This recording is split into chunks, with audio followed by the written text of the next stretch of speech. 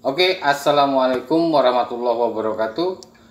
Jumpa kembali dengan White Custom sablon penajam pasir utara, sablone wong desa. Hari ini saya mau menjawab request atau pertanyaan-pertanyaan dari teman-teman yang sudah inbox saya.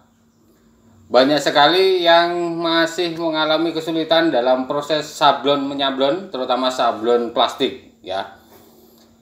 Jangan khawatir dan jangan patah semangat, karena dunia sablon plastik itu memang sulit sekali.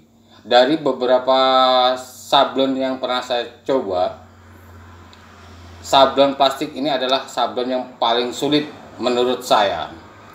Jadi pengalaman-pengalaman yang sudah saya lakukan akan saya buka semuanya, akan saya bagikan semuanya kepada teman-teman agar teman-teman bisa nyablon di rumah atau di desanya masing-masing. Semoga bisa menginspirasi teman-teman semuanya dan bisa membuka usaha di kampungnya dan bisa membawakan keberkahan di keluarganya.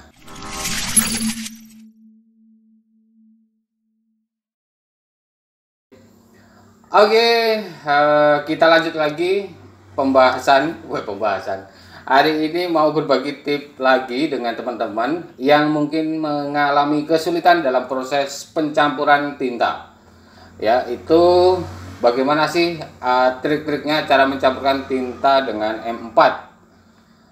Seperti yang sudah saya berikan video-video yang lalu, bagaimana cara menetralkan tinta, ada di video saya terdahulu.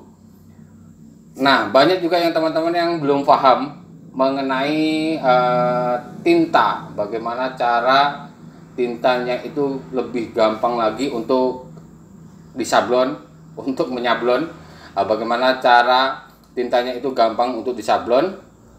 Menurut pengalaman saya, ini ada tips saya, mudah-mudahan ini sedikit memberikan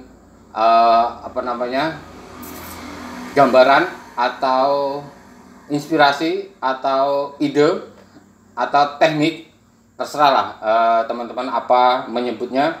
Sebelum kita lanjut, kita ngopi dulu supaya teman-teman lebih konsentrasi, lebih rileks dan punya ide-ide cemerlang. Ngopi dulu.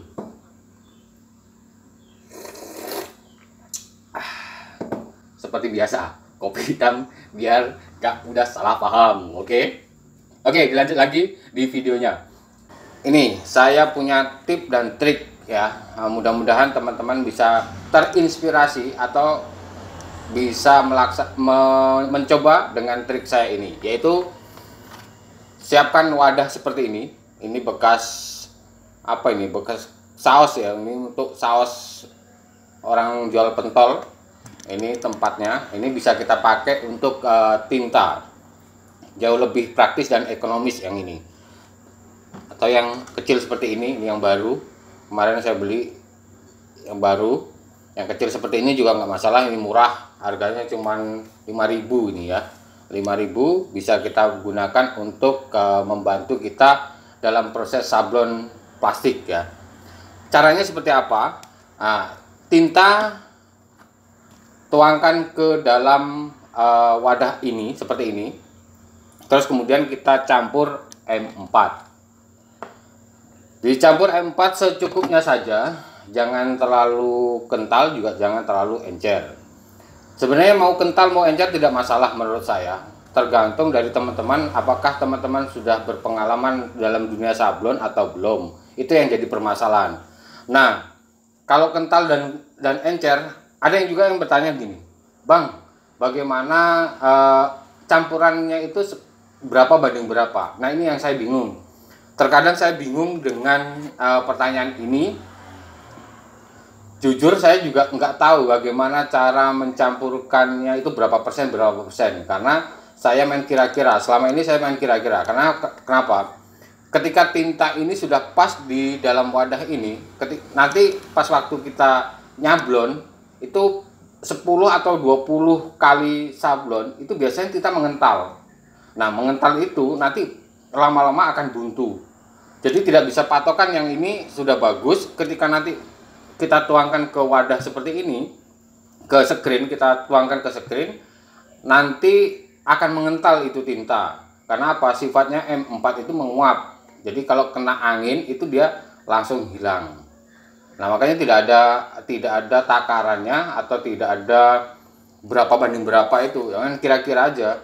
Kalau misalnya tintanya terlalu kental, kita kasih M4 lagi, terus kemudian kita gosok-gosok, terus kita sablon kembali. Nah, itu prosesnya. Terus seperti apa? Seperti apa untuk mengukur tinta itu tidak kental dan tidak encer? Sebaiknya teman-teman sering-sering nyablon. Ya, sering-sering nyablon.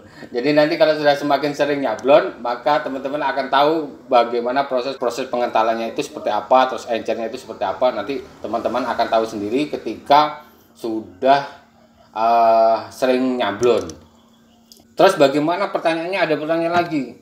Apakah kalau di tinta apakah di kaleng seperti ini, M4-nya diletakkan kaleng seperti ini setelah dinetralkan bisa? Bisa aja, sebenarnya bisa. Cuman menurut saya, ini pengalaman saya, kalau M4 kita masukkan ke dalam kaleng seperti ini, itu lama-lama mubazir. Menurut saya mubazir. Kenapa? Kalau sudah, apalagi sudah seperti ini ya, ini sudah tintanya sudah, tutupnya sudah tidak rapat, ini biasanya M4-nya itu menguap, terus kemudian nanti lama-lama kental lagi.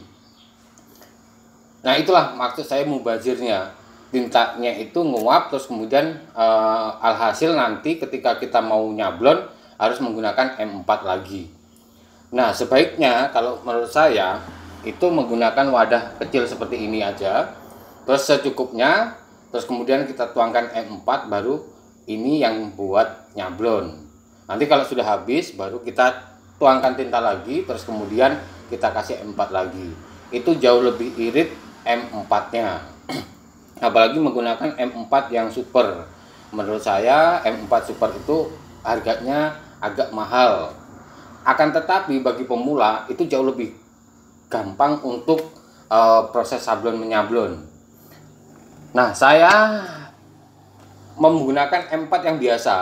Karena apa? Karena saya sudah tahu karakter tintanya, terus kemudian saya sudah tahu teknik sablonnya. Jadi nggak masalah menurut saya mau pakai M4 yang super maupun mau pakai M4 yang biasa. Kalau saya tidak masalah. Justru malah akhir-akhir ini saya lebih suka menggunakan M4 yang biasa karena cepat keringnya. Kalau yang M4 super itu agak lambat keringnya. Jadi karena cuacanya ini sering mendung, kondisi alamnya ini dingin, biasanya kalau pakai M4 yang super lama keringnya. Jadi saya nggak sabar, saya maunya yang cepat. Jadi pakai M4 yang biasa. Nah, seperti itulah proses-proses sablon menyablon. Teruslah berinspirasi, berinovasi supaya teman-teman bisa menyablon. 1 minggu, 2 minggu itu sudah biasa. Saya bahkan pernah belajar sablon plastik ini sampai 3 bulan saya mencoba, tidak pernah berhasil. Alhasil, alhamdulillah sekarang sudah bisa menyablon plastik. Jadi teman-teman, mudah-mudahan ini bisa menginspirasi teman-teman, bermanfaat bagi teman-teman ya. Lain kesempatan saya akan buatkan video-video berikutnya. Silahkan komen di bawah atau bertanya di bawah di kolom komen. Nanti akan saya buatkan video-videonya supaya teman-teman lebih paham lagi. Oke, terima kasih. Mudah-mudahan bermanfaat. Saya akhiri. Wassalamualaikum warahmatullahi wabarakatuh. Salam sablon Indonesia.